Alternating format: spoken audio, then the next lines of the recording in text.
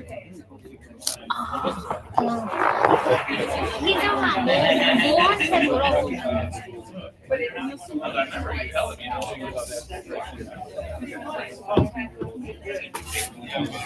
물어보면 희성이 귀여워. I'm gonna record you.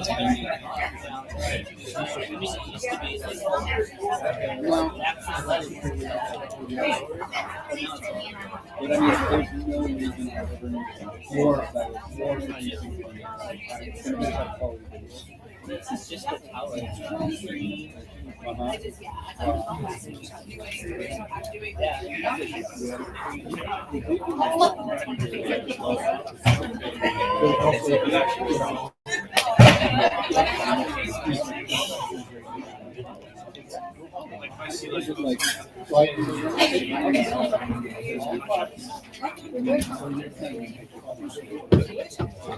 I'm so ready.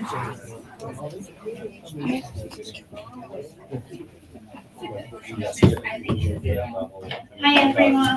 I think everyone is ready for our next talk today. So I'm going to first briefly introduce our second speaker, Dr. Kenny Silk, who is the Edward and Elizabeth Goodwin Rosenberg Professor and Chairperson of the Department of Communication at University of Delaware.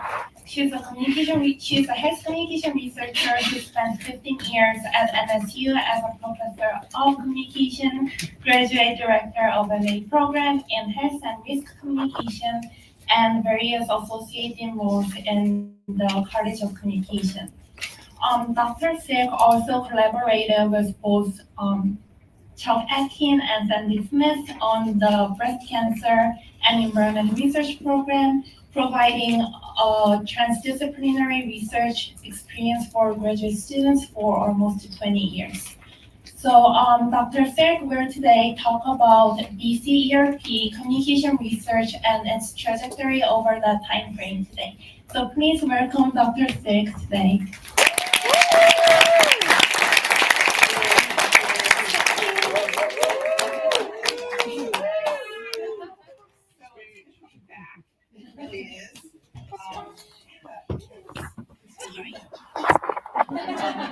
It's okay, it's okay. Be careful. And I'm going to talk about BSERP, and I'm going to talk about Chuck, and I'm going to talk a little bit about Sandy. It's integrated Sandy. So I did a little homework, a little research, reached out to people who have worked on the BSERP grant to get some memories, as well as some heartfelt remarks about Sandy. So we're going to kind of weave all of those things together, talk a little bit about research, and certainly talk broadly about BSERP, and then talk about what I think the BSERP is as, kind of a good contribution to team science as a model for training students. So with that in mind, we're going to accomplish all that. And as we do, we acknowledge those who have funded us. And so here's the list over about 20 years where we had different funding sources from the National Institutes of Health, particularly through NCI and the National Institute for Environmental Health Sciences. So just to go back, started a long time ago in an elevator in New Orleans. And I was just finishing my PhD work from the University of Georgia, but I was at Penn State. I had applied to a job. I'm at NCA. I get into an elevator, and this lovely couple walks in, and I'm doing the whole name tag reading thing. And I'm like, oh my God, these are the people I'm going to do. Maybe I should introduce myself. And before I had to, Sandy did. She was like, oh! And they shuffled me out with them up to have drinks up in some penthouse area. And then at the party, they were just wonderful. So that was my first impression. These MSU people aren't so bad. That was my first impression. So there's Chuck. We saw this picture earlier, and I found it online. And I found it why I liked it a lot, because what it has here is the breast cancer website picture. This is one of the earliest pieces from the BSERP doing a content analysis. And so this was probably at one of the BCERT conferences. It just felt like every other month we were going to an integration meeting, or we were going to the annual conference, or we were at NCA or ICA. It felt like we were always presenting BCERT work. So this is one of the earliest pieces that we did. And we'll talk a little bit more about that trajectory a bit more too. So that's some goals today. Set them a little bit, but using BCERT as an exemplar for doing team science, and then also providing evidence and anecdotes from the program. And notice it's small, notice it's italicized. Let's squeeze it in a little bit of Sandy stuff, just to kind of celebrate the legacy that she really does bring to MSU. So, some numbers. Things haven't changed too much with breast cancer. We do know early detection, is a good thing, is working out. And I feel like I should have probably, I feel like I want to change my microphone. Can I do that? Up in the back? I might do it because I want to move. You can't hear me. I'm going to do it. But I want to take a look here at these numbers and say to you, look, 15% of all cancers are breast cancer diagnoses in any given year. Okay? Great. So we've got 300,000, we've got this many deaths, and the incidence rates and the death rates, all these things, we see females are disproportionately impacted. So breast cancer remains a pretty significant health problem, public health issue, an opportunity to somehow reduce risk. And I'm not going to use the word prevention. Prevention means there's maybe something we can do about it all the time. And there's probably some things we can do about it to help reduce risk. But when we use the word prevention, it puts the onus on the individual. It makes it seem like they haven't done something should they get breast cancer. So the typical term is around using risk reduction. That's the more appropriate term for it. So let's start with the quote. So I'm going to try to integrate here. I'll follow. So Jessica Russell was one of Sandy's students. And when I reached out, this is what she shared. Sandy's mentoring and impact on my career started before we met. She was an undergraduate with Lisa Lindsay and chemo. They brought me on board as part of their research team, and they shared, if I was lucky, I'd get into MSU. So I stepped foot on the campus in the world of Sandy and began to experience the mentoring that she provided, including go get a winter coat kind of thing, after laughing at her about her California clothing. That actually came up a few times with students. And Sandy would recommend getting, you're in Michigan, you might need a coat, kind of thing. Her mentoring went far beyond preparing for Michigan winners. She evolved into a second mom, better a chosen mom. She was relentless in her pursuits and stopped at nothing to open doors for opportunities for me to be a part of. Now, her standards and perspective gave me the ability to go up early for tenure and really helped set me up for my career. I have a lot of these quotes that I'm going to share with Sandy afterward, but there's lots. Now I'm just grateful to meet and talk about more life happenings and not breast cancer or lymphomas. So this was the part that I thought was great that kind of launches us nicely. She was on 2 projects, but what she said, she got excited because Sandy talked about it in a way that made her excited. And that kind of enthusiasm is so important, right? To motivate students, to get them engaged. And what is the glam about rats and tumors, right? So this is what the BCERT was about. It was not just about communication science. It was about sort of this larger grand challenge issue of how do we really address breast cancer? And it's going to take more than one discipline to do that. And that's considered more of a transdisciplinary model. So we're going to start with video. Not start, but this is a video that sets up the talk really nicely. What are those animals?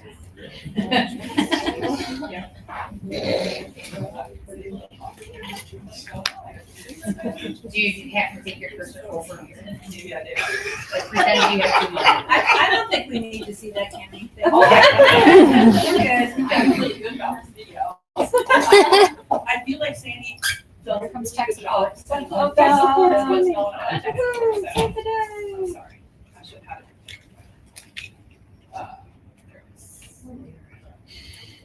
It's 2 minutes, and it's good.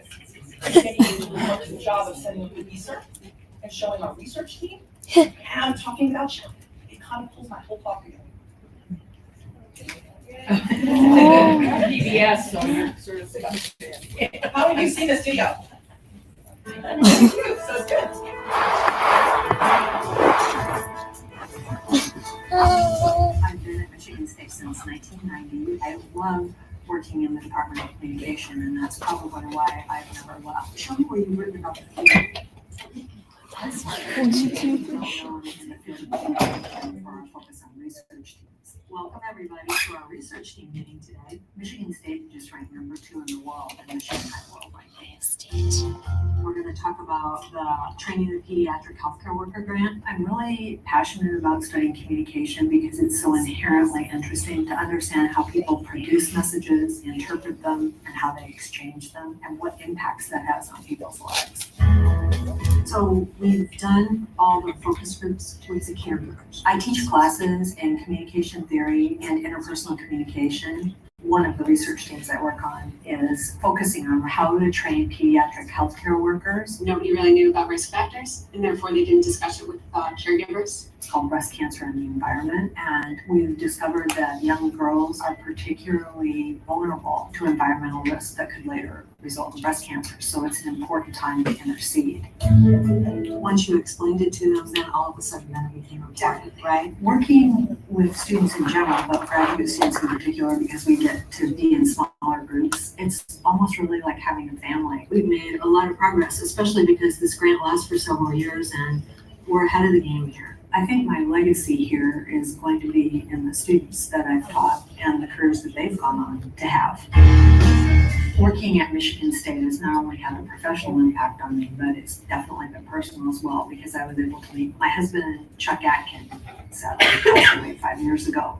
He was a very, very well-respected professor here, and then for the last 15 years of his life, he was the chair of the communication department. We started dating one another. Then I went to a faculty meeting one day, and my husband made a motion that I should marry him. And all my colleagues voted unanimously that I should marry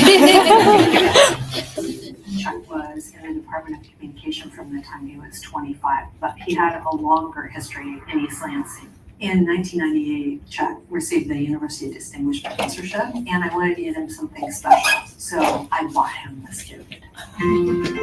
This award means so much to me because it's honoring my career and my research, but even more than that, because I can share it with my husband and feel like his spirit is here as I receive the award.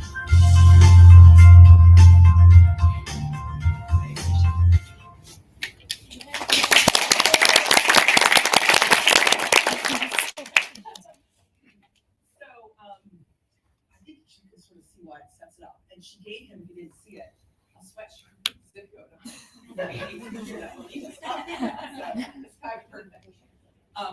So what Sandy talked about was how we were working on a pediatric grant that was to train healthcare providers, and she sort of, the pieces of that really introduced nicely the fact that we had done formative research to show that if you give them a little bit of a hook, they get excited about it, but they really didn't understand what it was about. And so once they explained just a little bit, then we kind of had their attention. We also had done, and I'll show this with some of her research, with her memorable message framework, that when people remembered and were more willing to act on information from a healthcare provider. So all of these things were indicating that if you get to these physicians and get them this information, perhaps they would actually share that information in an interaction and with a patient, and that would be helpful. So here are some of the big key definitions. I'll just go through those briefly, but here are the things we kind of wrote a lot about during the time that weren't particularly communication focused. The transdisciplinary refers to involving lots of different disciplines in solving an issue that can't be solved by just one discipline. So we worked with epidemiologists, we worked with biologists, we worked with breast cancer advocates, we work with students a whole lot. I'll share some of those names in a little bit. We also work with the idea of cautionary principle. If we left it to the biologists, we would have shared absolutely nothing anytime soon with BSERP. They think we need one more study before we can actually share information that might help people reduce their risk. And this was actually a real tension of when to share evolving and emerging findings. When I was here 4 years ago with the Betting House, I talked a little bit more about that. But this was a real tension, and so we really led with we're doing this, we're gonna share and communicate using this precautionary principle because it's in the benefit of the public to know this information now. Windows of susceptibility, this is this idea that during someone's lifetime, there are different windows where you're more susceptible to environmental disruptors called endocrine disruptors, which can increase your breast cancer risk a little bit more than had you not been in that particular developmental period. And there are 7 of those across lifespan. We focused very, kind of heavily ourselves on puberty and pre-puberty with young kids. But other folks over the years, they extended it to these other windows of susceptibility at other sites. So if you weren't familiar with the visa, if I'm making some assumptions that some of you are, there were many centers initially across the country doing different types of epidemiological studies, biology studies, as well as communication studies too. But we were really the sort of the epicenter for the communication research here at MSU. So it was a big, big enterprise. It was a pioneering enterprise at the time where they hadn't really funded something quite like this with a real focus on the transdisciplinary piece and the communication science piece to it. And one of the unusual things they did was funded for 7 years initially. Generally, grants are funded for 5 years. But 7 years, understanding that there was some formative years. And if you're familiar with Atkin's model, the norming, storming, forming, and all that, we did a lot of storming in the breast cancer project. So endocrine disruptors, these are chemicals in the environment that are kind of everywhere, that can mimic hormones. And so they're in toys, they're in plastics of all type, they're in frying pans, they're in carpets. And it behooves us to read labels, which was one of our big recommended behaviors, to help reduce those exposures. And if you think about where we were with the research that we were doing, if you think about translational research, there's sort of the mechanistic research at time one, it happens in labs. There's a sense that at translation at the second level, that we're trying to get that information into health decision makers' hands and to the public. And then ideally, you have the lab and public health kind of working together too. But I would say we were pretty squarely situated within the translational T2 timeframe of doing our research. So this is a lot, but it kind of talks a lot about the first decade of the research and where it went. This was presented at, I think it was the 2003 breast cancer conference in, out in San Diego, I think. But I think that it kind of shows a nice trajectory, a busy trajectory, mind you, of doing formative research with focus groups and interviews and content analyses for the next, leading to that, where we really found out that prevention, risk reduction wasn't very well represented. Lots of treatments, hormone replacement therapy, those are the kinds of things we saw mostly in the media and on websites. Chuck led the content analysis work, and then Sandy really led the memorable message work that I'll talk just a little bit about too in a minute. And then we started taking a look at websites some more, and then did some work with breast cancer activism. We were always working with advocates, and there was a piece that came out about sort of really taking a look at the history of breast cancer. For me, I had never actually worked on that kind of a chapter, I guess. But it was published in I think a Women's Health Journal. But what was interesting was it was a bunch of the biologists and epidemiologists who were trying to write it, and they kept getting rejected for it. So they brought it back to us and said, hey, can you give us a hand? And I helped out to do all of the R&R stuff and work with them on that. So it's interesting the skill sets that people bring to the table as part of a transdisciplinary model. This was not in their wheelhouse.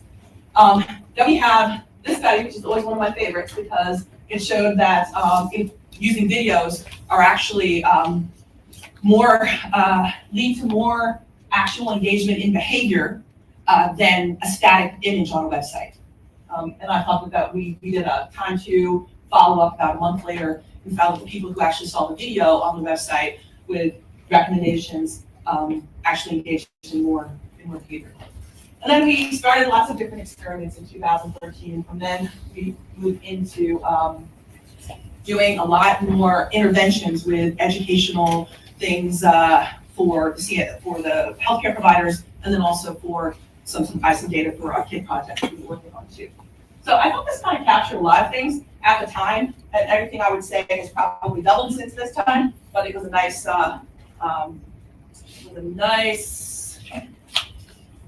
kind of like, I don't know how one loses. One did lose. I'll find it, all right. Take it with the arrow down. He did. No, he did not. But he's coming back. I got it. I know. So, here we go. Or here we not go.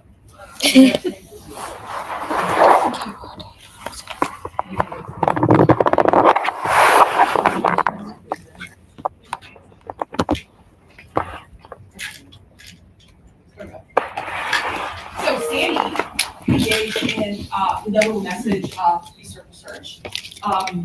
This was my first actually knowing anything about it. I didn't actually work on this part of the research.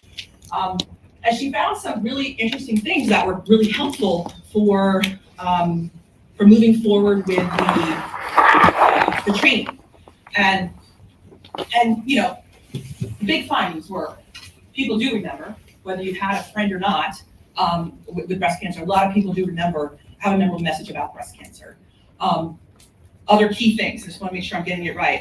4 categories of topics emerged: early detection, awareness, treatment, and prevention.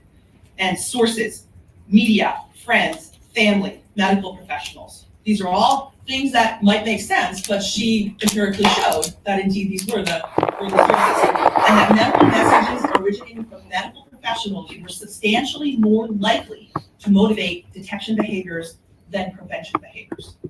So that's a pretty important thing to know. People listen to their healthcare providers, and we kind of know that, but when you start getting hundreds of evidence, it makes good sense. And there's a whole lot more to this work in terms of speech acts piece and the kinds of things that they remembered in terms of speech acts with their directives, and there's a whole bunch. I'm doing the quick swab of it. So I'm going to talk a little bit about the pediatric healthcare provider training. When I was here last time, I think this is where I left off. I talked about a lot of the other research, and now I think we've got a little bit more findings that we published with this one, and then just a little bit of data from kind of a defunct study because of the pandemic. It was just really hard to get into schools during the pandemic, as you might imagine. So anyhow, we've got these 2 pieces that really showcase our pediatric healthcare provider training that we created, and there's some good stuff here. So I've got a quote from Brandon Wally, who was the lead on this particular one. So it's just Sandy in general. I don't want to say too much of this because I keep getting like an evil eye from Sandy, so I don't want to. I don't. But I want her to know that he felt extremely motivated by you, and you took him under his wing, or you took him under your wing, and really at DCHC really showed him around, and he met Gary Krebs, and what he remembered too was that when he first met you, it was I guess Stephen Cornack was in the room. I don't know if you were in Steve's class or doing a research talk, but he said Sandy sat in front of the room waiting patiently for people to answer a question she had asked. And he says, I came to know that look pretty well throughout the next 7 years. But that was the first time I'd ever seen that look on her face. I eventually realized she wasn't going to continue until somebody answered the question. And that's tenacity, and that's tenacity I know from working with Sandy on this research too. And she doesn't remember the content of what he said, but then he started to talk about her bringing him to DCHC, walks him around, meets Gary Krebs. Fast forward 7 years, which I think also was last year or the year before. He sees Gary Krebs, who says, hey, what are you doing? Make some people feel lighter, which is where encouragement works. So then he ends with, maybe it just comes back to that look on her face, the wheels in motion behind that look in her head. She has these plans, makes connections for people, has her special way of influencing them and pointing people in the right direction for their full potential. I don't know where I'd be without her. So I felt right to kind of put Brandon in there because he's the one who led our research, our write-up of this research here too. So looking at the pediatric healthcare provider, I want to say we applied for an R21, which is a smaller grant, to take what we knew from years of working on the BSERP and saying, okay, we need to reach these pediatric healthcare providers. How do we do that? How do we do that? Well, we're all required to do continuing medical education. So you kind of have a captive audience if you can get them to your your training. We did try out the training at a live conference and had not only a handful of people show up, but the people who showed up were really enthused about this and thought it was a little bit different than the other things that they had gone to in the past. So we got this fund, we did the research that we've been doing for years. We developed the training using a scientific advisory board. There's no way they would have let us actually have the grant if we didn't have a scientific advisory board of people from the BSERP on it who were not communication scientists, but who can ensure the accuracy of the science we were communicating. Fine. WKR, shout out, big partners in this one for sure. Helped us out. And then the script writing. Madeline Mulroy was our lead scriptwriter. She was fantastic, and we really went through a lot because to get a script, I am not a Hollywood person by any stretch. I had no interest in writing scripts, but we realized pretty early on it was literally going to have to be these pages and pages and pages of scripts, and it was just so much work that I had no idea what we were getting ourselves into. But shout out to her for that too. So, pretty simple. I've been interested in diffusion of innovation over the last few years, how a lot of failed experiments around diffusion of innovation. But this particular project was sort of informed with this idea that if we can make these videos engaging, if we can make them somehow compatible, if we can sort of leverage some of the constructs from the diffusion of innovation, maybe that improves these videos. Maybe it's helpful to them to see that these are a little different than other videos. This was not there's no control group with this. However, we did do a time series where we did a pre-test, a post-test right after the training, and then 3 to 4 weeks later, we did another post-test to see if they retained anything, if they actually did anything yet with the information in their action practices.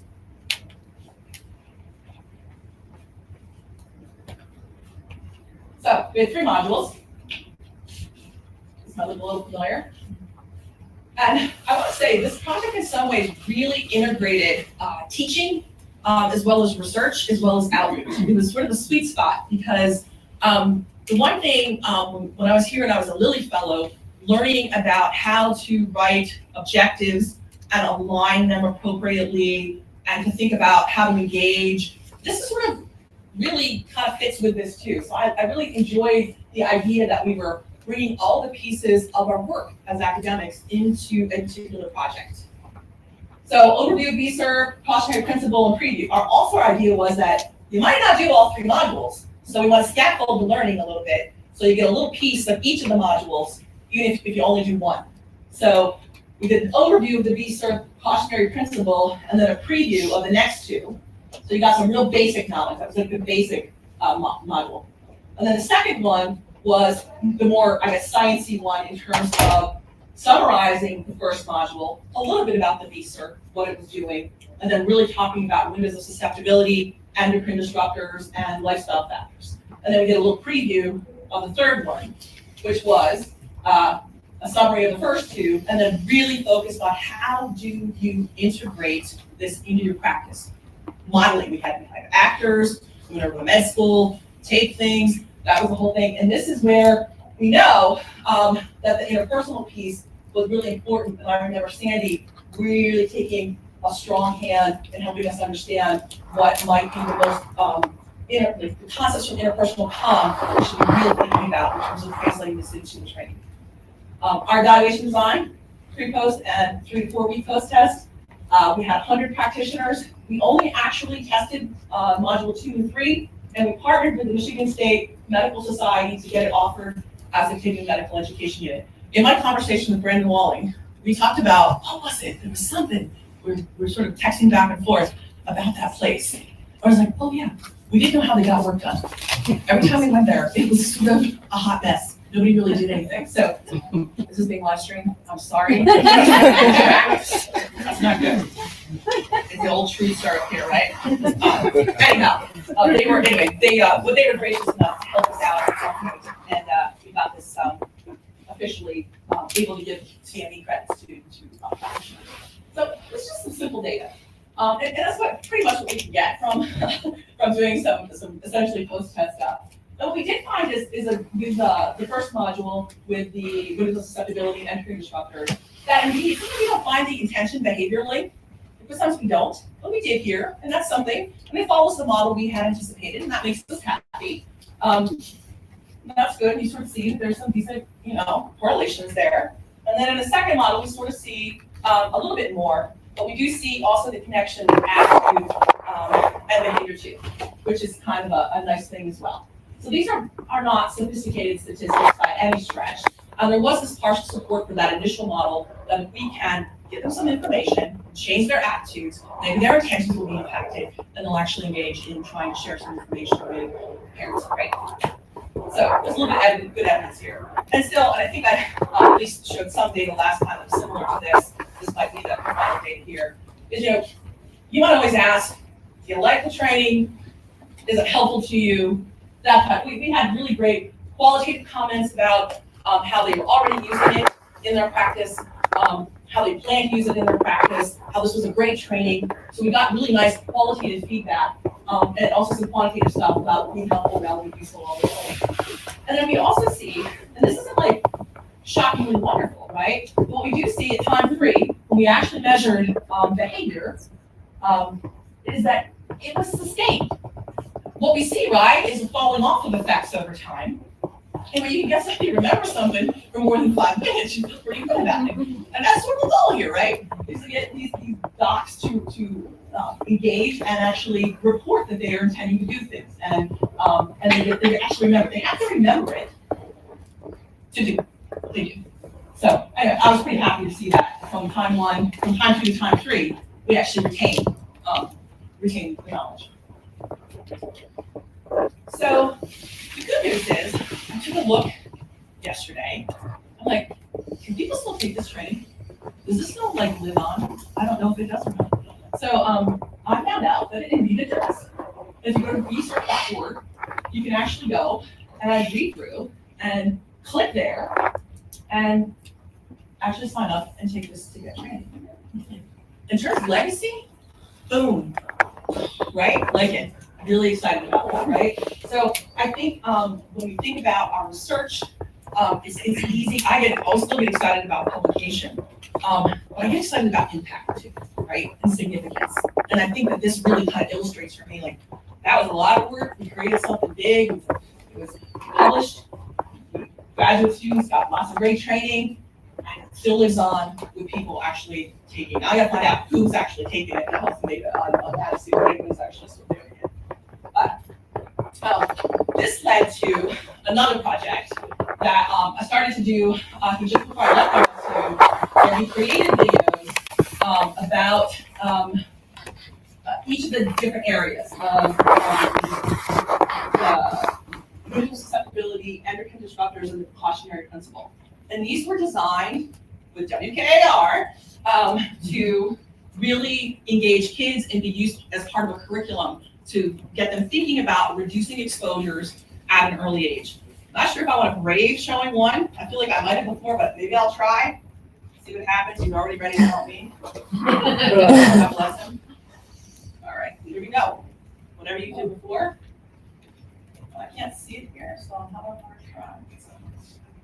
All right. I just want to stay here.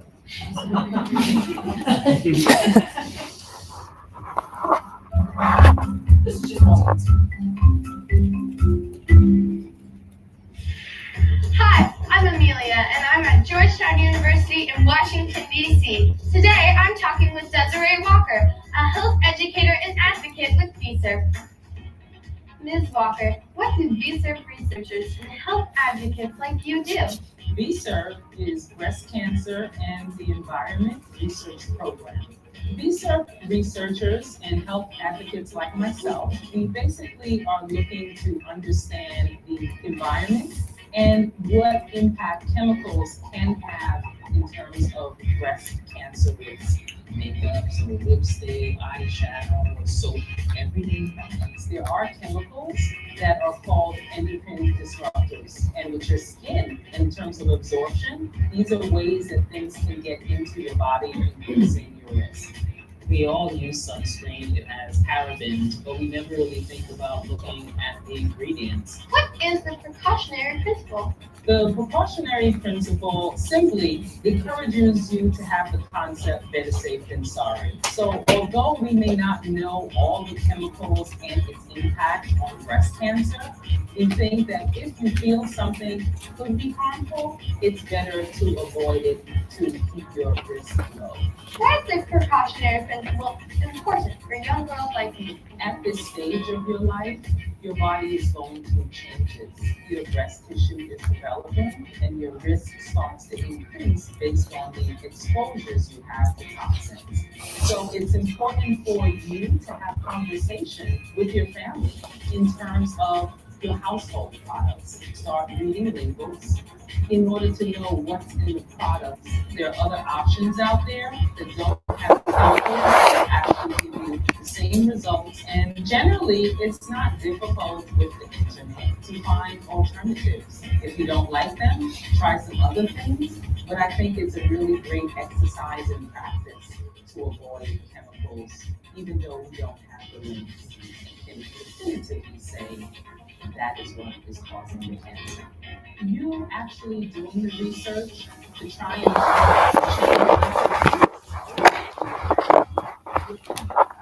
and you'll find that you have other benefits for your health. And so keeping in mind the precautionary principle will be helpful because your actions today will have an impact on your future. When it comes to preventing breast cancer, I learned following the precautionary principle at my age can make a difference in the future. What did you learn?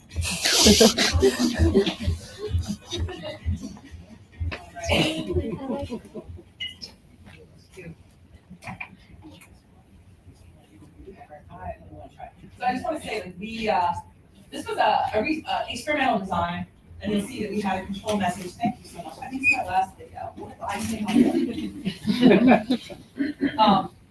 But we have a setup here where we've got three conditions that are experimental conditions with integrating diffusion of innovation manipulations. And how do we do that? We asked these folks in the interview to add certain things in, and some of them were not willing, to be clear. Some of them had concerns about the things that we were, so we said, please do your best. So this is the challenge of working across disciplines. What we were asking them to say was not like, we've solved cancer. We didn't ask them those types of things. But some people did not. So I wonder at the strength of some of the manipulations because I think some of the videos actually lacked some of the content that we would like to have. So with that in mind, we had these videos. This is the beginning of the pandemic now, and we're trying to get into schools. It didn't really work out. I'm just gonna say, just did not work out. Low sample size, not enough power to do squat. And then you can just sort of see, it's not particularly promising here. What we did find in terms of knowledge, intention, and efficacy. And so how we actually did collect some data, and I think it was 92 adolescents overall in the study, was through Zoom. And showing the videos through Zoom. Cameras weren't allowed to be on, so we don't even know if anybody paid attention. So there's a lot of reasons this could have failed, and it's perhaps right to actually try to do in person again at some point to actually see if these videos could make a difference. But after a while, we were working with a group in New York to try to recruit, and we're not having success. At some point, you kind of pull the plug on some projects, but we're not really going anywhere. So anyway, we got great videos. They're both, whether it's the diffusion of innovation video or the control video, they're both, solid videos that people can use for educational purposes. So if nothing else, we have a deliverable, which was a big goal of the VSERP, is to have outreach materials and education materials that teachers and docs can use. So some impact there too. So Sam writes, she took time regarding the drive behind the grant, the power of the breast cancer advocates, and the importance of the work we were performing. She made clear we worked for the advocates, they were a boss. She was always driven to make a difference. it was hard not to fall in love with health communication working for her. And to this day, she gives the same advice that Sandy gave her when they attended conference. By all means, go to presentations, tell me what you learned, but don't forget to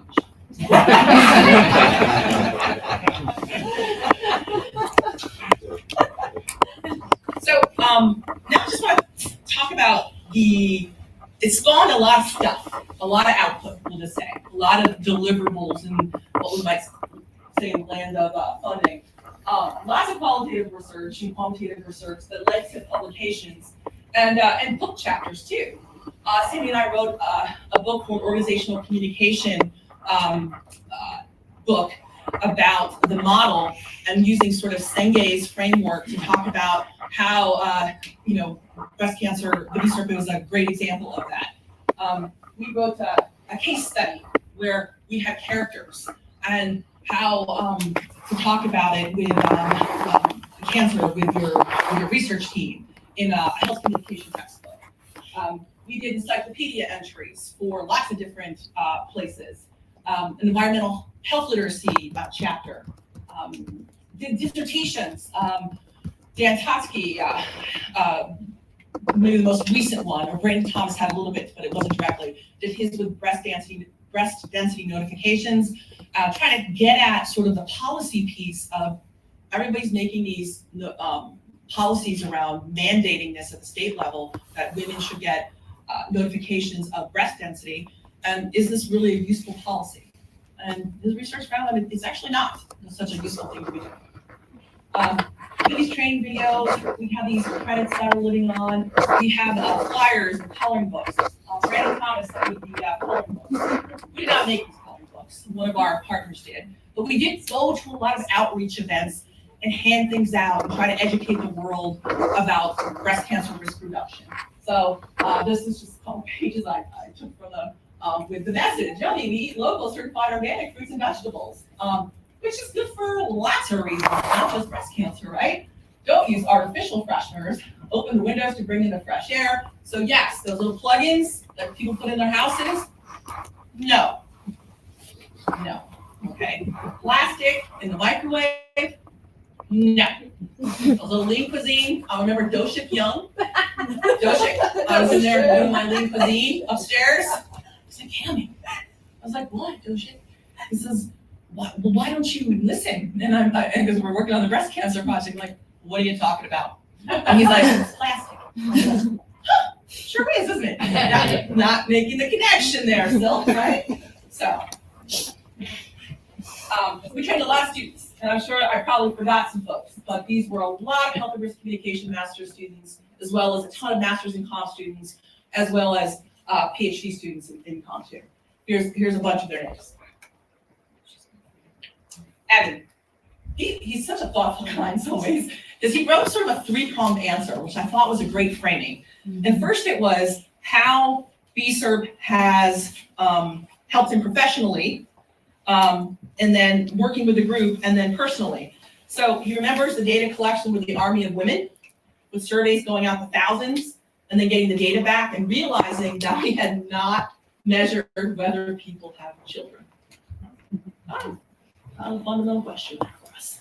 So even though this was unfortunate for the team at the time, it's a memory that sticks with him when he's training his own students. And so the best thing that we can do is learn from our mistakes. So it's funny because I use that same, every time we're getting ready to launch something, I'm like, we can't be like that time where we forgot to measure children. Chuck was still around at that time too, and it was just sort of this kind of moment, And then the experiences he talked about working with the BSERP continue to pay dividends today. It's provided confidence and skills about independent research, building connections still this day with scientists to improve health and scientific literacy among different populations. And what was really interesting to me, and he was the one who really talked about the personal impact in terms of engaging in different behaviors in his own life, in his lifestyle. He's married to a woman who was like a news anchor on television a lot. And I think that with that job comes wearing the makeup and having the face on and that kind of thing. So I think this was particularly pertinent for him to, so he's because of his improved knowledge on the topics, he doesn't store or cook anything in plastic. Everything gets heated in glass-spaced bowls or plates. and continue to work with my wife to remove and reduce many of the makeups she uses that I know contain these problematic compounds. The hope is that the environment we're raising our 6-year-old in will be much cleaner than the one we grew up in. So that's a personal impact, right? That's a different level. For me personally, today is a big day. October is Breast Cancer Awareness Month. I'm here to celebrate Chuck, here to celebrate Sandy. Today is the 7th year of my mother's death from breast cancer. So there's that. I'll do beyond this moment, don't worry. So it's personal. So Dan, who is at WVU, who's having lots of very public issues. He's saying things like, the best thing that always comes to mind is the level of boom, you fill in the curse word he put. Sandy still gives me about my prelim. Trying to figure out how we can study, how we can seek information on breast cancer and the environment while also doing some theory work. I had about 5 or 6 theories I tried to talk about, and Sandy just said, damn, this is like Mr. Toad's wild ride of theories.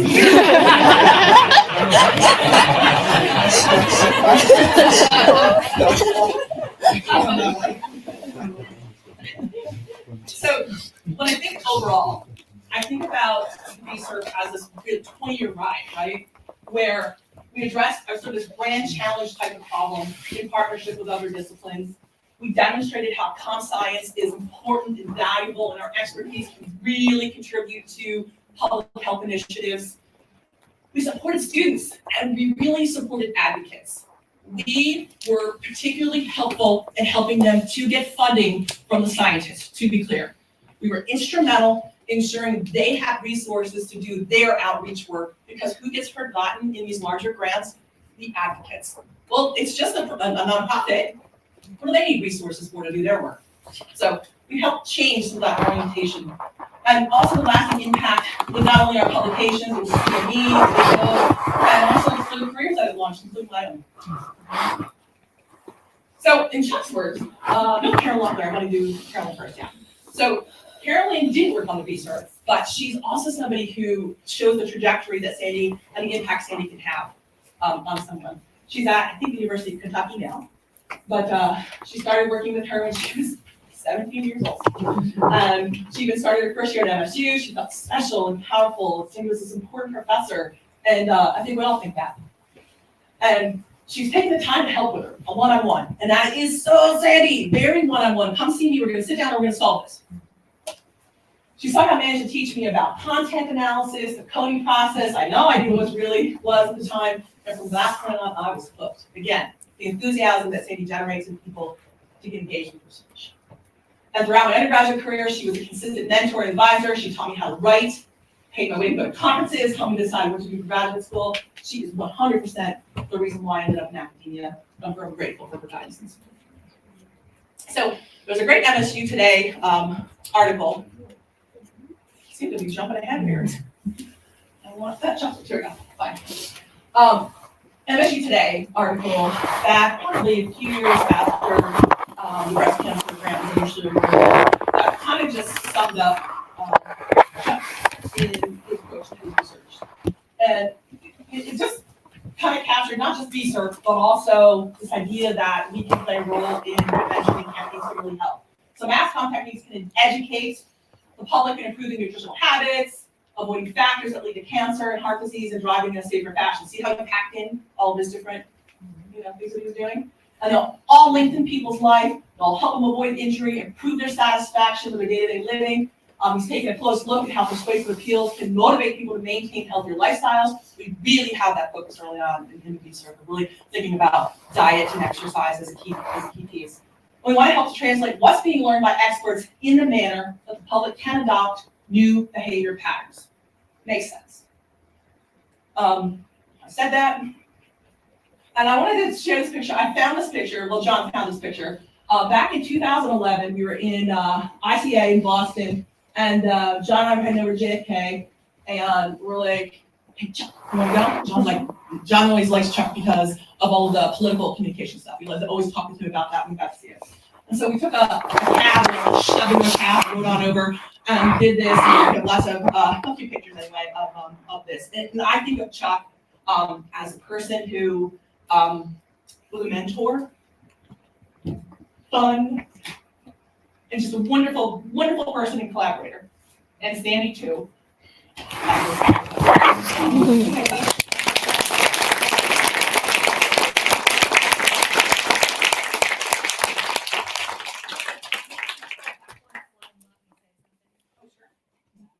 So I love this picture so much because see the smile on Chuck's face?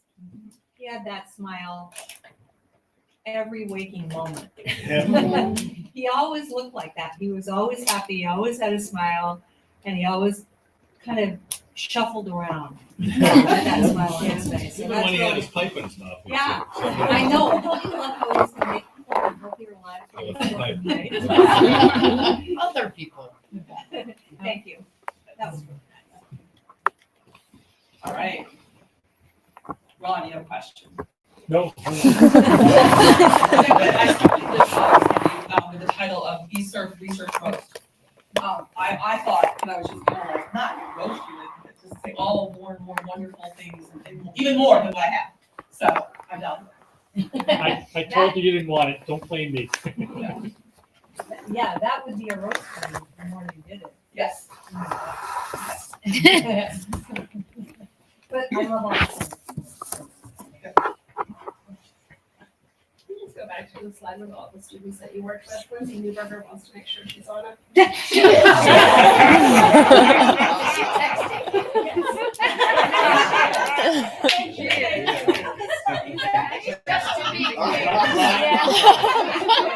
She's like watching it right now.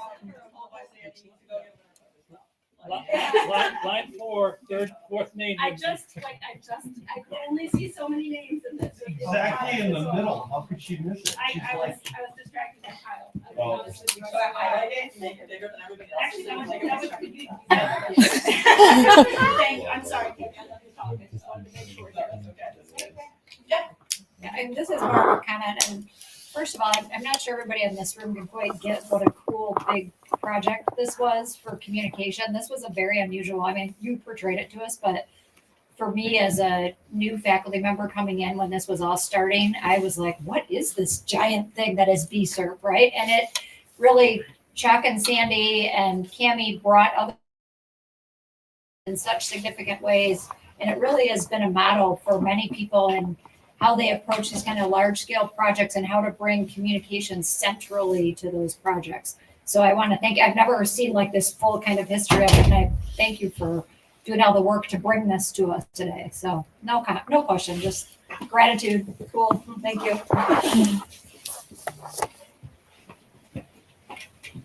Is it still happening? I mean, is it still going on here, or we're? Really, the thing that I think they would like to, so one of the things they include in the coordinating center these days in these kinds of grants to try to track some of this stuff to see what is generated from the project. I still do some work with the Huntington Breast Cancer Action Group and Coalition, or I probably got it wrong, because they're still doing outreach work, and they still want to write grant proposals, and they still want to do write up what they're doing. So I still have a relationship with them. We're working on an app with a koi fish. The koi fish gets sicker the more exposed they are to the different chemicals, and so then you have to do something. I'm not explaining it very well, but so that's in development, and we got funding from New York State for that. So it's not, but little offshoot projects I think are still. And I do see in our graduate students that a lot of them are still working in the breast cancer area too. So I'm curious, as you guys were going through this and developing the materials and sharing it, if what the industry's responses were to some of this, because it showed like cosmetics can be harmful, and so if the industry started to say like, well, we need to change, or if it was more of a, did they go on the kind of defensive, or were they more willing to engage with that? We need a truth campaign for this one, bro. Yes, we do. We were very sensitive. There's a couple of thoughts that I have. One time when we were working with MSU Extension, one of our messages was to reduce red meat. They work with like the cattle people or whatever, I don't know what advocacy group. And we couldn't actually use that or say that because it was they weren't allowed to kind of promote that particular message, we had to change it. You'll see in the videos, we can't specify products, that was a problem, we weren't allowed to do that. And what we do see, and if you're not aware of this, there are plenty of cosmetic options that don't have harmful chemicals. So, and the selections are growing and they're coming down in price to a certain extent too. So, yeah, people wouldn't be happy about this. One of the things that I learned, you learn so much from working with the advocates and the scientists, is that it's not enough to just ban like oxybenzone or something. Because what happens is they'll just come up with a super similar chemical and you're playing whack-a-mole with different chemicals. So you really do need to go down the risk reduction road and not rely on industry to actually reduce overall the chemicals. There are companies that are doing it and creating things that are, I feel like Drew Barrymore recently, I saw her on TV with some new cleaners for your house that apparently are all chemical free and wonderful. So it kind of reminds me of the Appalachian roots a little bit, that we need to go back to kind of canning food, growing it, maybe quilting, doing things, farming ourselves, which we all have so much time for, right? But I do think that there's a sense, my big thing is going back to what is natural and from the earth, and not GMOs, I'm not talking about those necessarily, but you know, I do think there's that bigger message here in terms of simplifying the products that we use. A lot of the blowback we would get would be that people, industries would say, we can't produce products without these things. And then as California became more and more adamant, and they passed so many laws, that's the safest place to live environmentally, because all these things are banned in California. And then you would have to come back and say, well, how do you sell products in California?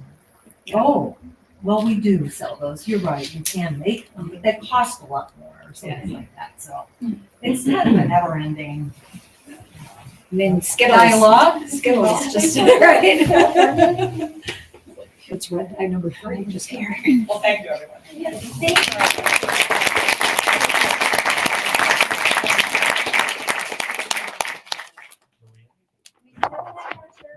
That's what I said. Yeah, so we can take time for if you need to get water, take a break at 2:15.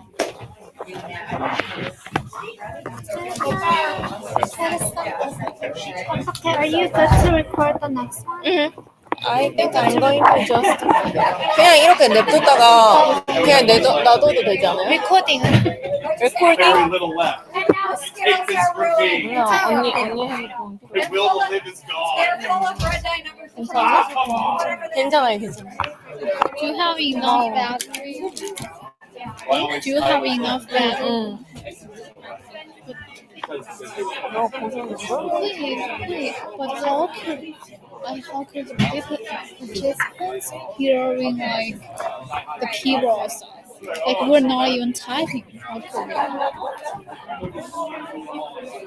I typed it once. Maybe that's what participants are talking about. I don't know. I did type once.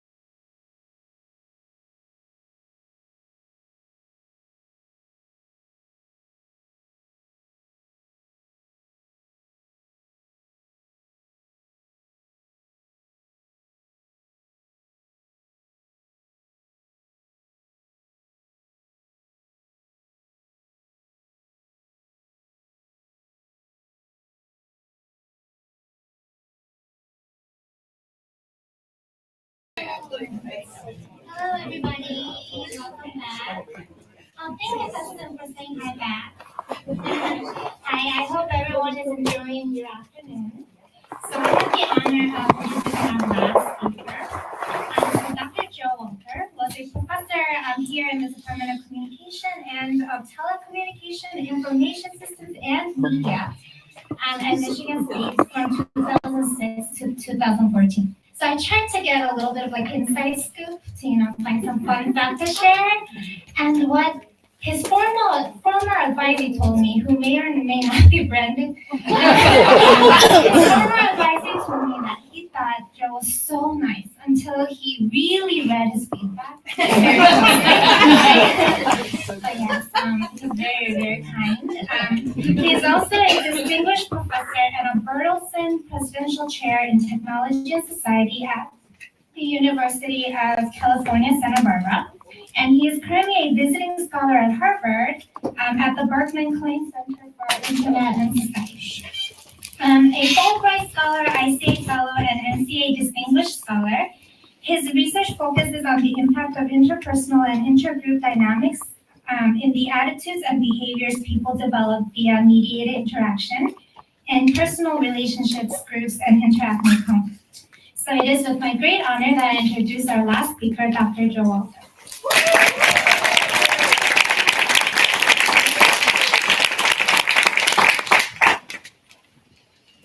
Thank you all for the invitation to come. It's a pleasure and an honor for me to be here.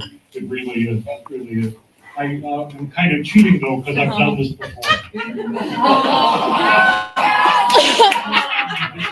This is the 2005 Bowling for Scholars. Sandra and I came, and Chuck and Sandy were teammates. Dave Westerman was on our team helping also. There's one thing different about me now than I was on this picture, is I don't hear very well anymore. So we decided during the Q&A today, I prepared quite a number of answers, and you're welcome to go ahead and try to guess the question. If we're lucky, it'll line up, but if not, it'll be amusing in some particular way. The next thing I need to do is something I think Chuck would have done, but not in the way Chuck would have done it. No, this is too sophisticated. Yeah.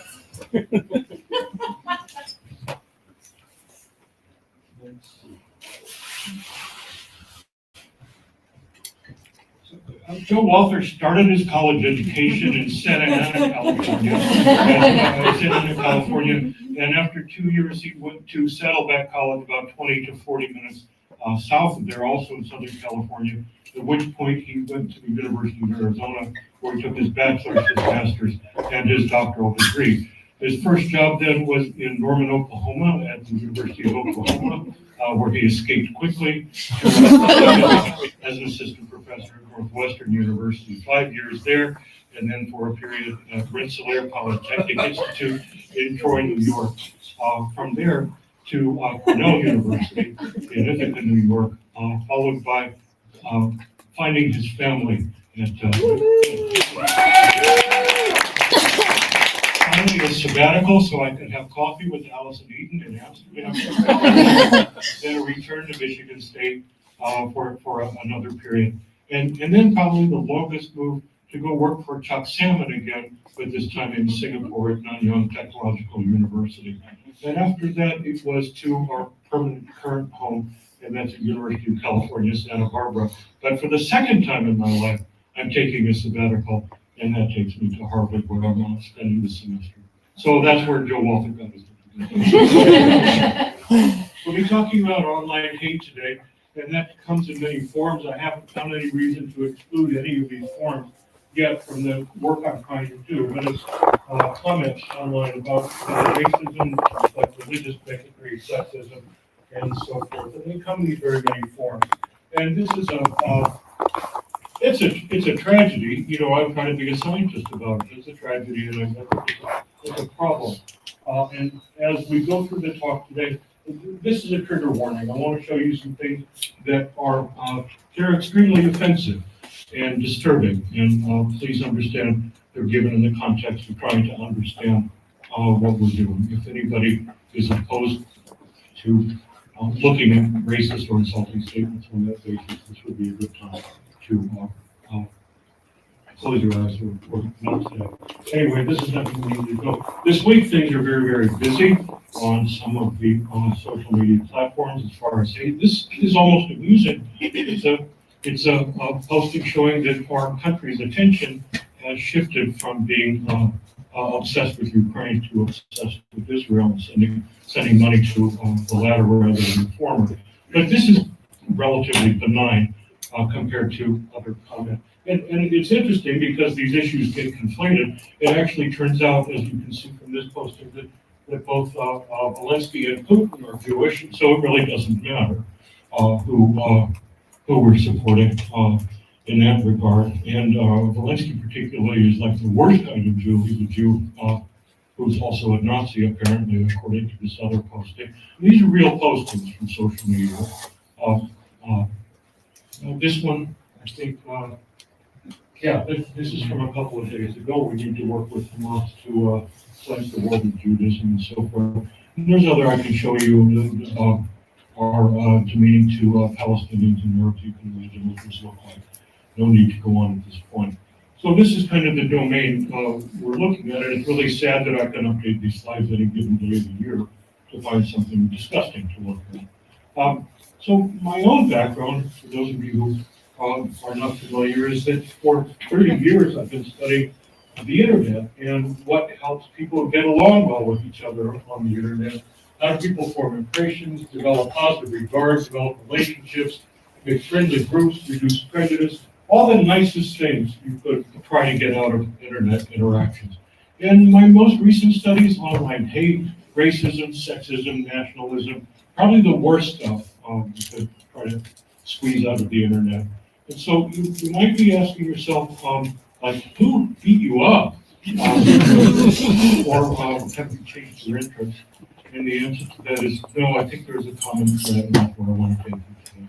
So what we're going to do today, well, I'll get to what we're going to do. The faux side of online hate research, to me, looks like this. People study its pervasiveness, how many people have been exposed, and so forth. Number two, what's the content, either from computational linguistics or other kinds of content analysis. What are the effects on victims or those who observe? And finally, less so, trying to study the perpetrators and their motivation for doing it. Usually they're just dismissed as bad actors, and so there's not a whole lot of attention to that. Previous perspectives on perpetrators usually take a psychological approach that their motivation is to antagonize people. It seems so obvious. It's an act of individual will or pathological issues, or maybe social psychological issues of in-group out-group dynamics. So this is so typical that you don't need to say anything more than this. It's very well accepted. I'm working on a different perspective, a new perspective, and that argues that the motivation for sharing online hate is to garner attention and social approval from other people online who are resonant with these kinds of thoughts. That the behavior is collaborative and organized, and it is social rewarding to the people who protect it. In other words, this is a communication-based explanation of online hate, pure and simple. So today, first I want to show you some arguments that I think help make the case for looking at online hate as a social process, and to try to demonstrate to you, actually through rhetorical and semiotic analysis and interpretive means, that I think the audience for hate is other haters, not the target so much. Two, briefly, we can talk about social approval theory of online hate, show some preliminary evidence, some new hypotheses and potential applications, and maybe you can help me with that last part. So let's start making a case for looking at how online hate is a social process. So the argument would be that the audience is the haters. The audience for online hate is other haters, not the targets. What would support this? First, a lot of online hate is conducted through private codes and symbols that the victims or targets wouldn't even really understand. How many of you know what this means if you see it in a white supremacist or neo-Nazi posting? Very few of you, almost nobody. And that's exactly as it should be. The 14 is very well known among white supremacists as the 14 words. We must secure the existence of our people and a future for white children. Very well known. You'll see it in sometimes in hashtags, sometimes in handles, sometimes within a message. On 88, you know 88? Jacob does. Jacob.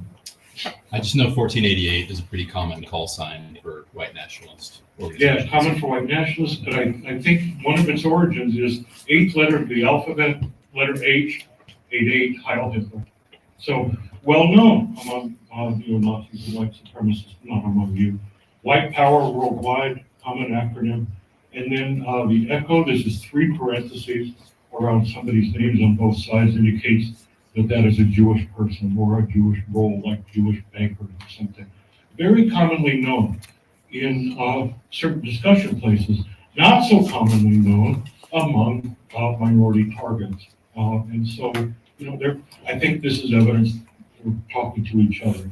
Here's an example. You don't have to go very far from East Lansing to find this message from 2020 after the 2020 election.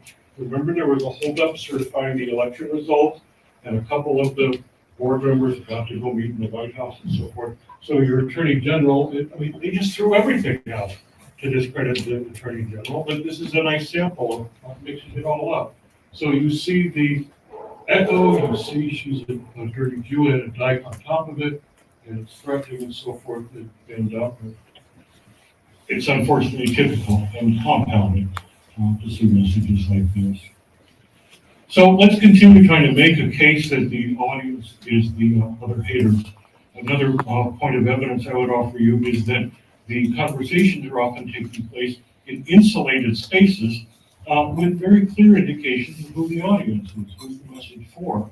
So for instance, this is stormfront.org. This is one of the oldest neo-Nazi sites on the web. It still kind of looks like a 1990s bulletin board, but they tell you right away, welcome to the Stormfront discussion board. It is interactive.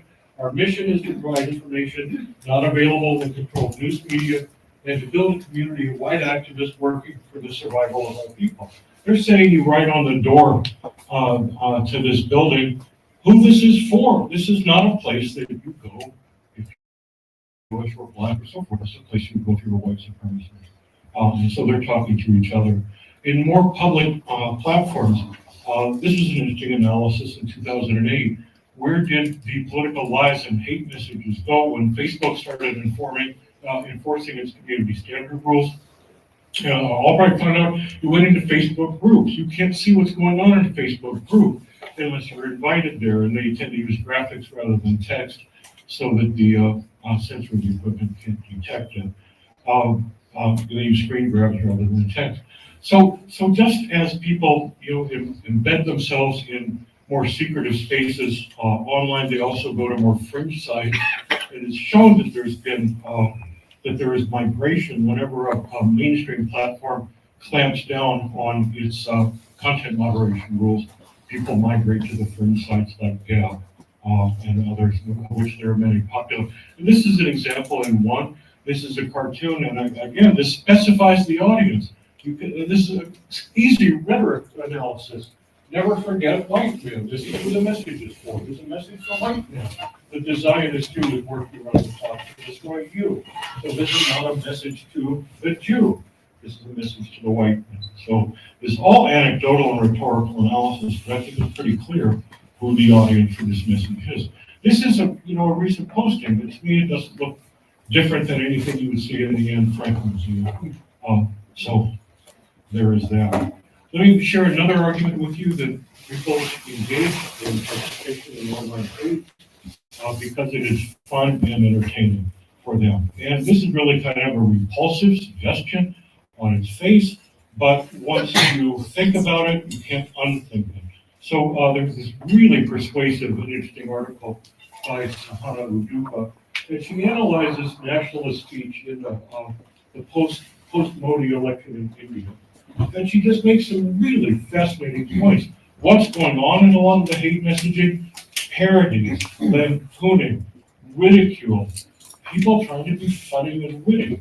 And there were repositories for memes and so forth and contests to he could be more entertaining. And you see this in American postings also, people trying to be witty and funny. Here's something I found on a site called iFunny. I mean, what's a better clue that people are trying to be funny? That site called iFunny. So here's some fat shaming. I doubt if anyone cares. I'm currently 189 pounds. I was 383. Bully fat people. We need to push. This is an attempt to be funny. Whether it is or not, that's what's posted. This is from Gab. This is the new N-word meme repository. And this is it's just disgusting, what's in here.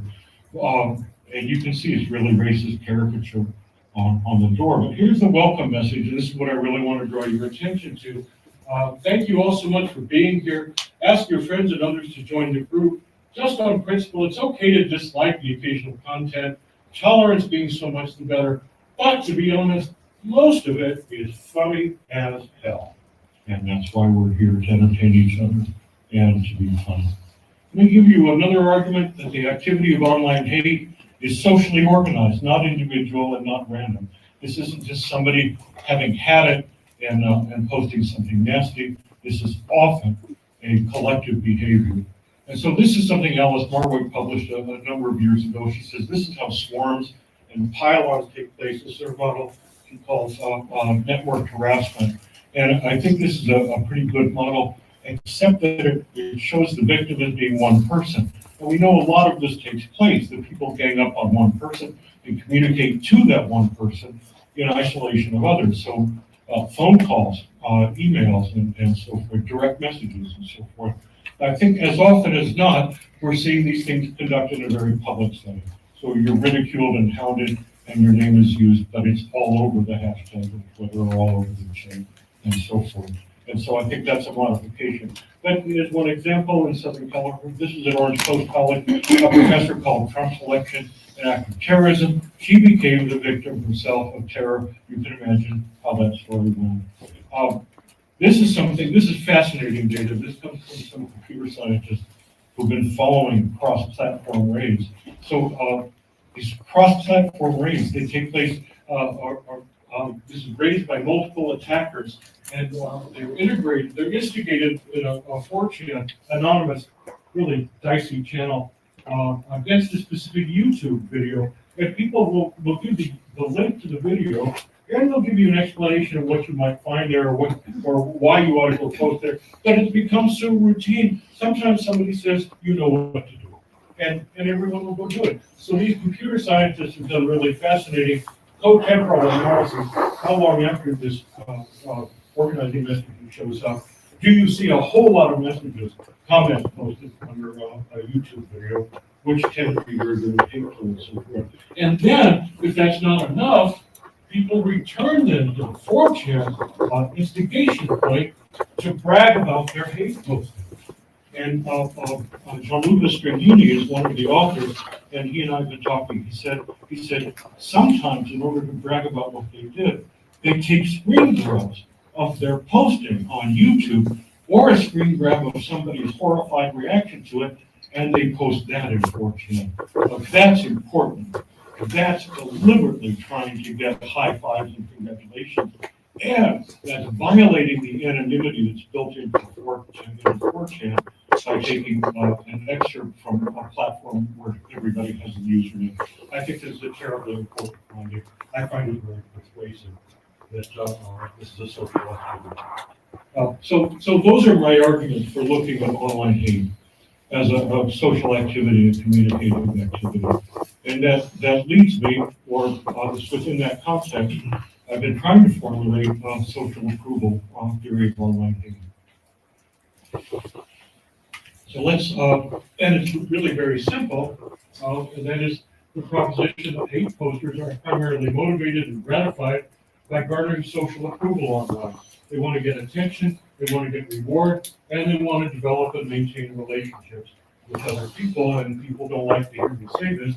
Targets of hate are collateral damage. Let me clarify that because it sounds really insensitive.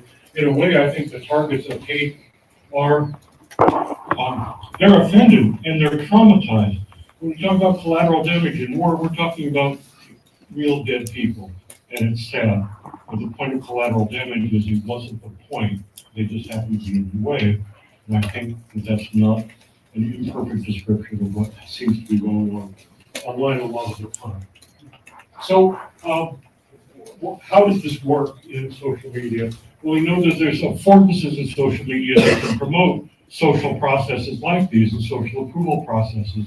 So you have follower networks, so you know when somebody you're interested in has committed some communication act, you can go find it easily. Or you're actually notified when somebody has committed a certain type of act, and you can see it or be told about it. These symbols are by and large searchable, and there's keywords so you can find them.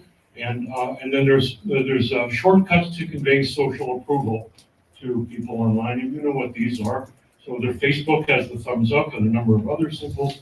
There's Reddit has upvotes and downvotes. Twitter has the hearts. And so what's scary to me about this particular real posting is not only the graphic and the WPWW, but the 21 hearts so far that we've gathered. So some preliminary evidence that a social approval motive and gratification might be operating for online hate, we can find somewhere. So great, and it was thanks to Jacob that I read Brady's work, Billy Brady's work. You tipped me off to this very persuasive work. He's followed up on it empirically. So Brady and colleagues have found when people express moral outrage online, the more hearts they get in Twitter, the more outrage they express. So the wording in the article was the more outrage they express. So I know who you are and you know who I am. We have to look up what that means, right? That's what we do. So this is more frequent posting. After you get a heart on your moral outrage, you post a moral outrage more frequently. That's an important thing to know. There's a study by Schmargod, Steve Rains, Kate Kinski, and colleagues out of Arizona, and this was done in a newspaper commenting section, very much like Reddit. And when posting an uncivil comment, the more upvotes you get lead to, as they said, even greater incivility. Following that, again, we looked at the methods and the data, and that is more frequent in uncivil statements. This is important to know. I think frequency is a very important dependent variable, but so would be magnitude also. And I see this much less often. Not in the study of hate, but in the study of fake news, negative fake news. We did a project that we published last year that starts to show magnitude effects. So this was our study of digital social approval, its effects on perceptions following transmission of fake news. This was a 6-step field experiment. It took forever to do. It was interrupted by COVID, so we finally got it done. The first step, we wanted to do what fake news agents did. So first we had to get a fake news website. We got cmcnewsnow.com. It was $35, and it was live. CMC, as you all know, stands for Consolidated Media Corporation. So we created the fake website, then we had to create fake news stories, which we pre-tested. We had 2 positive stories and 2 negative stories about local elected officials. And in neither case did the names of these local officials match anybody who'd been elected to the California State Senate or legislature. St. Peter's Hospital is real, but it's in Albany, not in Bakersfield. So none of these things line up if you check this. So we have 2 positive, 2 negative stories, and each version has a D version or an R version. Those subtle manipulations, when they have effect, that are mind-blowing, isn't it? Mm-hmm. So the next step before we recruit participants, we had to create fake Twitter feeds with which to promote these fake news stories. So we have fake Twitter feeds also. Then we recruited real people. We advertised on Facebook for people who also use Twitter and asked them if they wanted to participate in a 2-part study for a cash reward. If they volunteered and went through what little we could tell them about the purpose of the experiment, we asked them to read 2 and choose 1 news story to transmit in a quote tweet with a comment that would encourage readers. So pick one of these 2 stories, tell us which one, give us the link to your tweet. And they did that.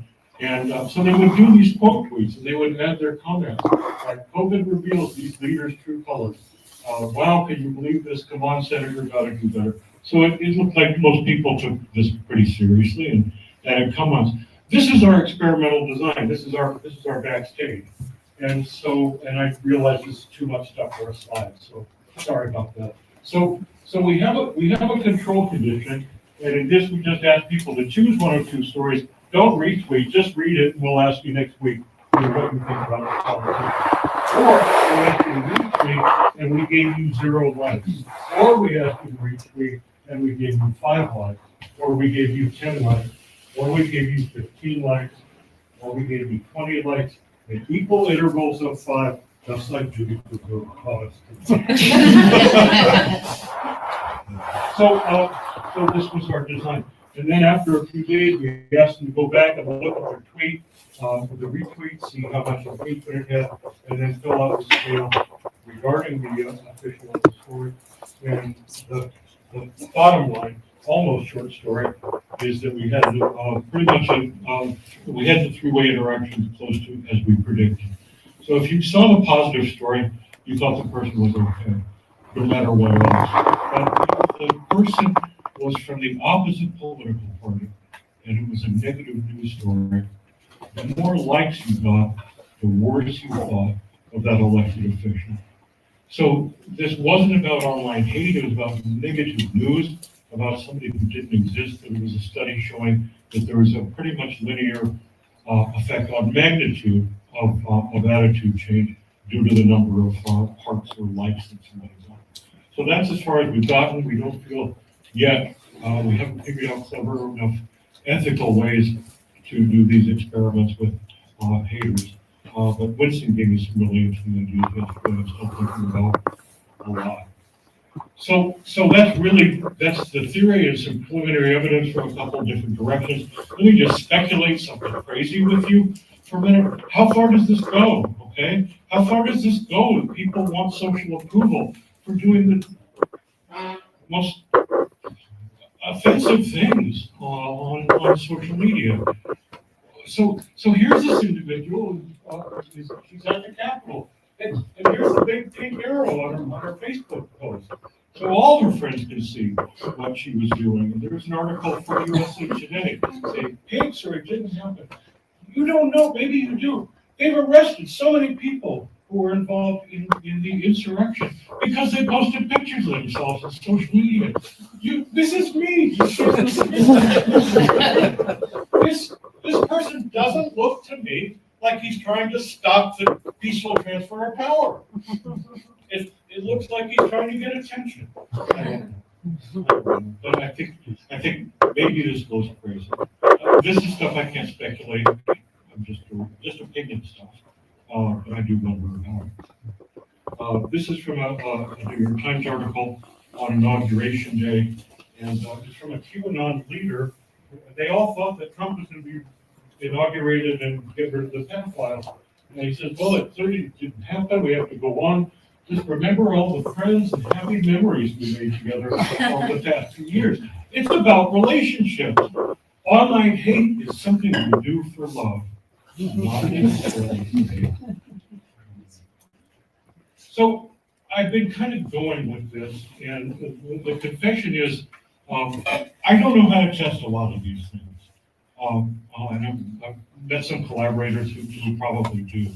And I allowed myself to theorize and worry about the rest later, but that's the first part of the job.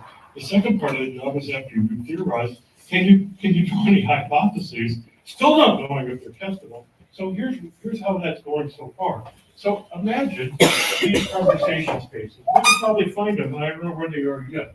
So this is a conversation space where half the people are white supremacists and half the people are minority members.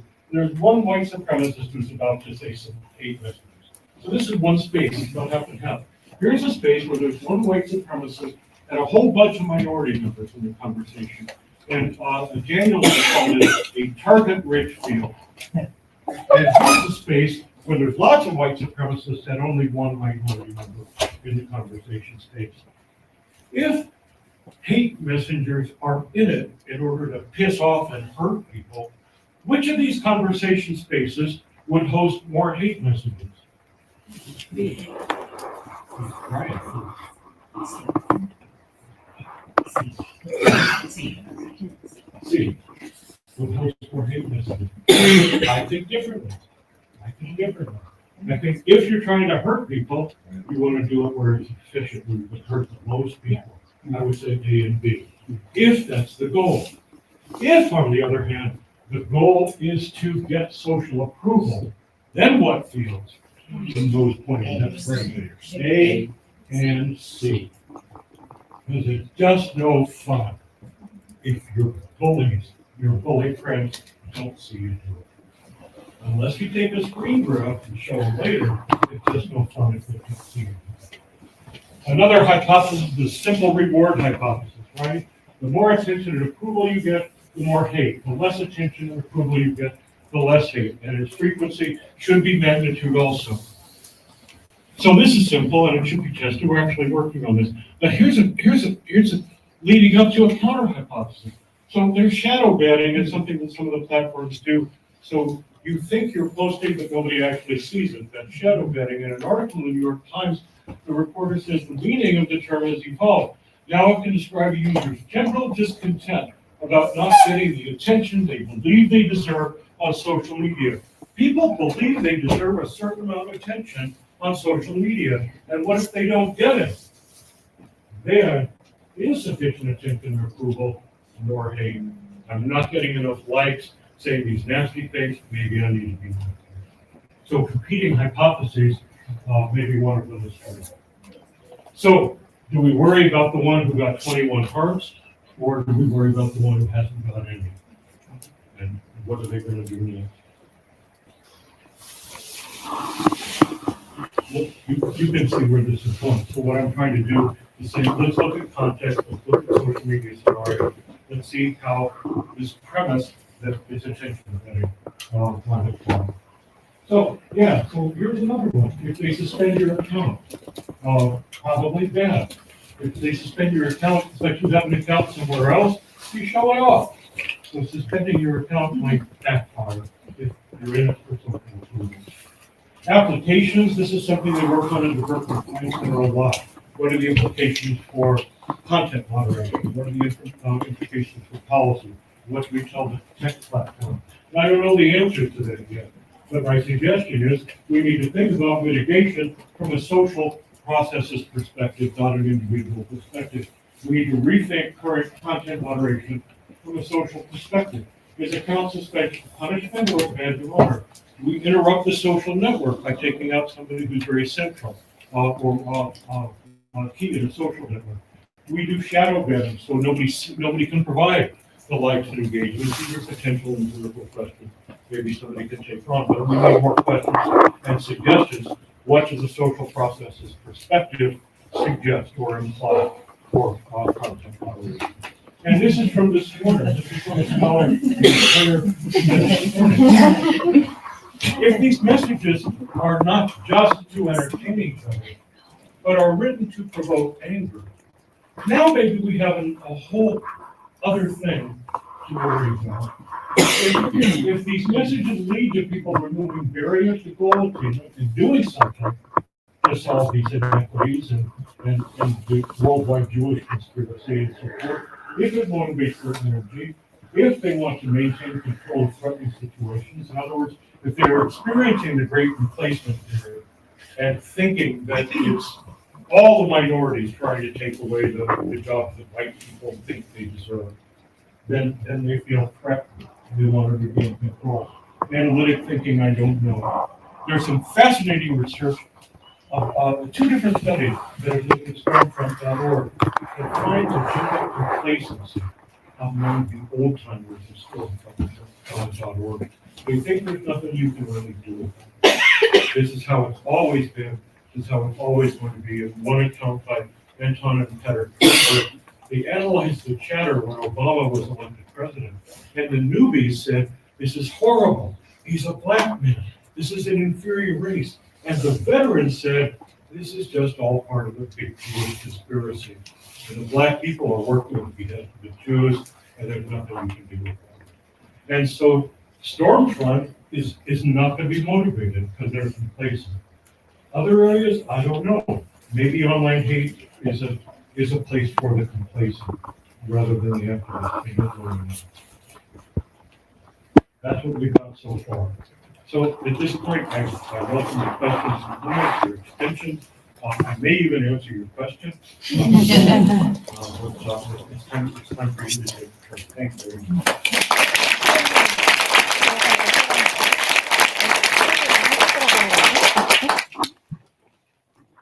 Please. Coming close. I come to you. So I like this social approval theory, and I have many colleagues who are working on research on norms. How do you see a connection between the two, and how do you see, you mentioned about social approval, how do you see the norms are created in this process of gaining social approval? So you said you have many colleagues studying online social norms or studying hate, or both? Norms. Studying social norms. What do I think about online hate as a reflection of social norms? That's the question? Yeah, their connection. What is the connection? I think there is, well, we know from research there is a strong connection. So this study, particularly by Schmargot and colleagues, they argue very strongly. In fact, they are citing Lipinski all over the place. You can't get through a paragraph without a citation of Lipinski in their paper. And they demonstrate quite clearly that the precedent level of incivility affects subsequent level of incivility. They call that a normative approach. It's not a real long-term, culturally embedded norm. It's very much behavioral antecedent. You were just cited. Damn it! I woke up for 1 minute. I don't think their treatment of it reflects a culturally embedded long-term norm. It's very behavioral and immediate. But I don't think they're wrong either. So I think there's a great value to looking at this as a norms process. And I think there's a great value, and this is not what you asked, but I think there's great value in looking at this from a social identification perspective, which is in-group, out-group, but I think neither one of them is enough. And the reason I think neither one of them is enough is because these acts of favoriting and liking and commenting are both public and interpersonal behavior. And neither norm nor social identification takes that into account, as far as I know. And I think that's very dynamic. So Caleb Carr and his associates, they've shown that getting approval messages from friends counts more than getting approval messages from strangers. I don't know if that's happening in the online world or not, because I don't know who's friends and who's not. But if we find that out, we can investigate whether that's happening here also.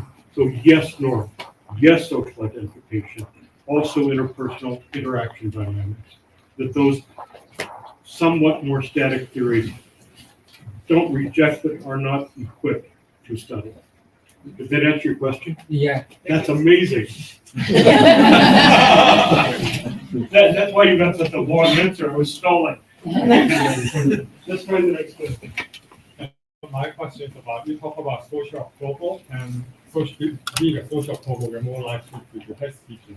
But I'm wondering if there is people who have different opinion with us, then does it also make people speeches, or does it make people to think of the reputation from other people? So you show that ABC kind of target people.